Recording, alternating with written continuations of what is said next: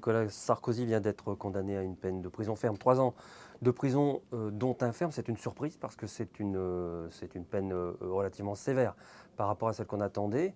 C'est un message fort envoyé par le parquet national financier dans ses réquisitions et maintenant par le tribunal à l'encontre d'un ancien président de la République. C'est une grande première dans la Ve République. Cette histoire est la suite d'une première mise en cause dans l'affaire Bettencourt.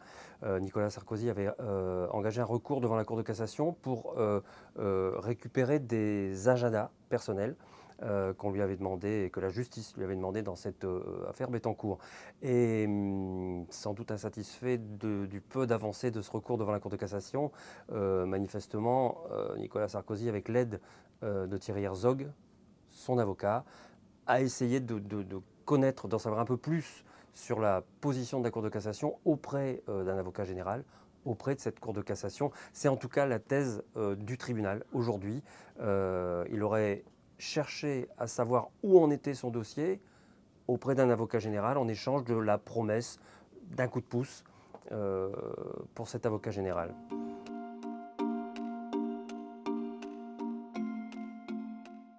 C'est une période de fort vent judiciaire pour Nicolas Sarkozy parce qu'il est donc condamné à une peine de prison ferme. Il a fait appel, cet appel étant suspensif, il y aura donc un nouveau procès probablement l'an prochain, mais il y a un autre procès qui se dessine dans 15 jours, celui-là, dans une toute autre affaire de financement, de dépassement des comptes de campagne pour sa campagne présidentielle de 2012, pour laquelle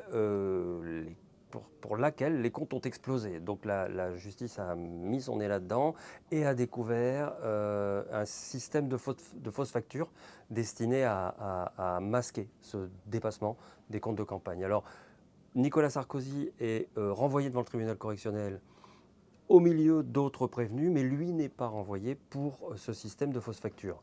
Le juge d'instruction a conclu qu'il n'était pas forcément au courant de ces fausses factures. En revanche, il est renvoyé pour le dépassement des comptes de campagne, qui est un dépassement qui n'est pas anodin. Et il a là encore un risque de condamnation au terme de ce procès qui va commencer dans 2 semaines. Ce sont les 2 affaires pour lesquelles il est renvoyé devant le tribunal, mais Nicolas Sarkozy est aussi poursuivi dans une enquête qui concerne sa campagne présidentielle de 2007. Des dignitaires libyens et aussi la fameuse intermédiaire du nom de Ziad Taguieddine affirme qu'il a reçu des fonds en liquide du pouvoir libyen, ce qui est évidemment formellement interdit. Il est mis en examen dans cette affaire-là et il risque également un renvoi devant le tribunal correctionnel.